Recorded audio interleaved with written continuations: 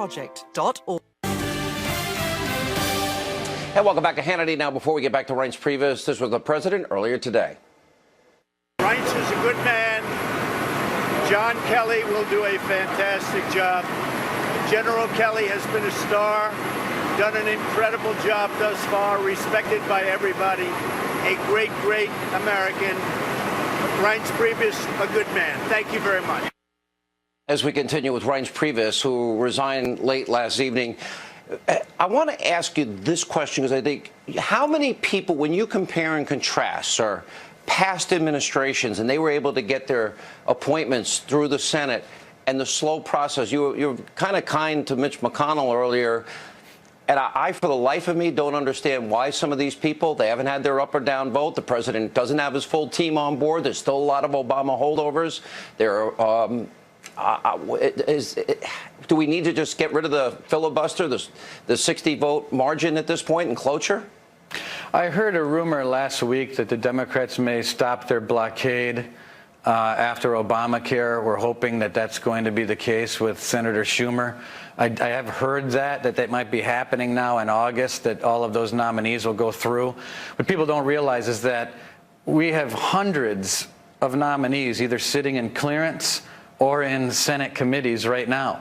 And Senate rules are very complicated, and they're mind-numbing. The filibuster rule is another one. But I think that with the focus on the president's agenda, I think with the constant drumbeat, I think what you're doing every day is important. But I'm hoping that some of these folks in the Senate come to their senses and see that they're hurting the country by not just blocking the president, but doing it in a way that it's obnoxious and it injures the United States of America. They're injuring their country, the country that they're elected to serve. I get you want to have a robust debate. Have the debate, but don't do it at the expense of the country. We actually need people appointed at the Department of Defense. We need people appointed at the Department of State. Get them out of committee and put them to work. It's August. It's almost 8 months since the president, and this goes to the heart. I know you know this, but it's August, and I don't know. The president, as you pointed out, executive orders, everything that he could get rid of, Obama-era regulations, he did everything. Judges. You know, our regulation, like 16, we're working on the calculation, but it's something like 15 or 16 to 1, meaning for every one new regulation, we're kicking out 15 or 16. His executive order called a 2-for-1. Look at what's happening with jobs. Look at the GDP. Look at workforce productivity. He's doing a great job. But well, that goes to my question. The president's doing everything he can do within his power, but we have separation of powers. We have co-equal branches of government. Republicans asked for the House in 2010. They asked for the Senate in 2014. They wanted the presidency. They've got it all. Now they're saying, well, now we need 60 senators to get health care done. And I can tell you, and I know you hear it, but conservatives look at the lack of urgency and the lack of progress in the House and Senate, and they are ticked off beyond measure, including me. Yeah, no question about it. But you go back, and I think the proof is what we talked about earlier, which is the president's very popular out across the country. And he's popular because he's not getting blamed for what's happening and not passing this legislation. People aren't waking up today and saying President Trump is the guy to blame for the fact that the Senate didn't pass repeal and replace. No one's saying that. People understand what's going on. We have a legislature that needs to come together quickly while we still can pass a bill through reconciliation with 50 votes and come up with another idea. And the good news for everyone is I do believe that the leadership in the Senate and people that are working with the leadership in the Senate, the Republicans, they are working hard. And I'm hopeful, let's be hopeful that something's going to get done. All right, I'm just going to say one word. I'm an optimist. No, you are. And look, I've known you for all these years. And under the conditions, I think, that are unprecedented, I think everybody owes, and the president of the country owes a debt of gratitude. Your hard work during the campaign, as I said in my opening monologue, your hard work as chief of staff under these conditions, I think, are unprecedented and the most difficult time that I've seen in my adult lifetime because the attacks are so intense. Here's a question. I'm just going to give you one word. and you go anywhere you want to go, the media in this country?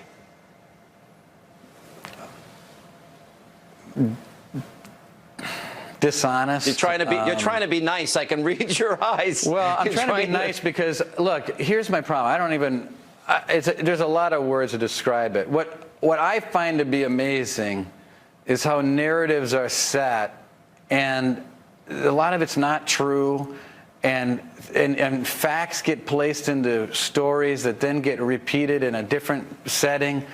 And if people knew what the actual truth was, whether it be palace intrigue, whether it be Russia collusion, whether it be someone said something in the Oval Office, or whether it be anything, it is the most breathtaking thing for me has been the difference between what the truth is and what often gets reported, and then what actually becomes a full-blown narrative and set in stone, and it's then reported as fact. I don't know how to explain it any better than that, but it's very incredible. Is the media dishonest? I don't think everyone in the media is dishonest. Just like not everyone in politics is dishonest, or all lawyers are not. Right, fair. Right. I think that there's enough though that have such incredible competition on their hands for information and movement and clicks online and profitability that there's people are shaving the honest nature of where they know in their hearts they need to be to just barely can I put it this way?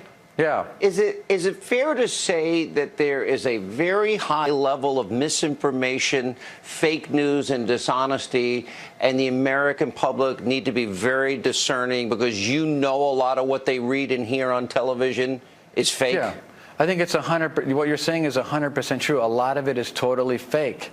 The good news is I think the president's done a great job at pointing that out to everybody so that when we get articles written in all these newspapers, people call me, is this true or is this fake? No, fake. Don't worry about it. I mean, it has become an epidemic, but I also think there's such competition and such a drive for money that it becomes dishonest. And so luckily the president's pretty tough and he punches through it left and right and then fills up the arena and will be reelected in a few years, and it'll blow their minds away, and it'll happen.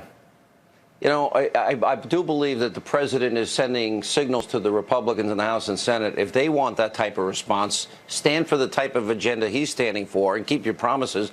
All right, my last question, and it's, you've been through this process. You helped elect, as the RNC chairman, you helped a lot of those guys in Washington in the House and Senate get elected.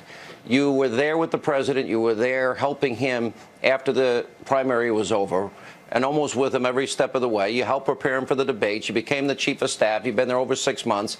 What is your best, fondest, most proud achievement, or something you're most proud of, or something you'd want to let people know? Well, look, I don't know if it's most proud. There's so many things that I think the president accomplished, and number one, it's not about me or my accomplishments or the president's accomplishments, but I just think, maybe the first day that we came into the West Wing together with the president and walking around, going into the Oval Office, signing that first executive order, and just the magnitude of that responsibility, and even President Trump, who's larger than life and a proud guy and a tough guy, I remember the moment. It sort of just took his breath away when he walked in. I'd also tell you that when he has to make tough decisions, the deliberation that he takes, the issue in regard to the Syrian bombing, the cruise missiles onto the airfield, he deliberated on that and cared so much about making a decision and meeting again and thinking about it and talking to his generals and listening to them.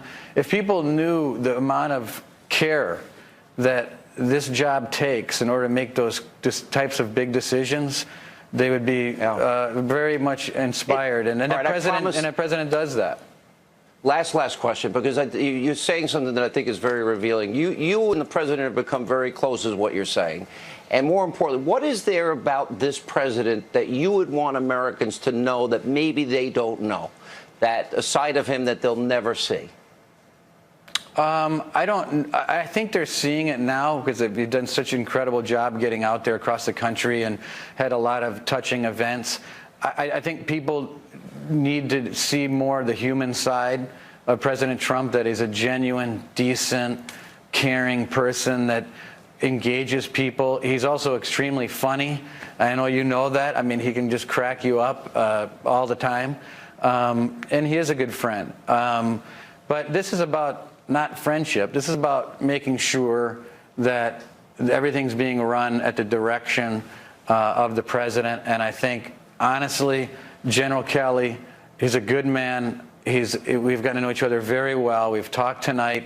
I'm looking forward to working with him for the next couple of weeks on a good transition and making sure that everyone is focused on accomplishing the president's agenda moving forward. All right, Reince Priebus, I know for a fact how hard you worked, how you have served your country in the process, how difficult it's been with all those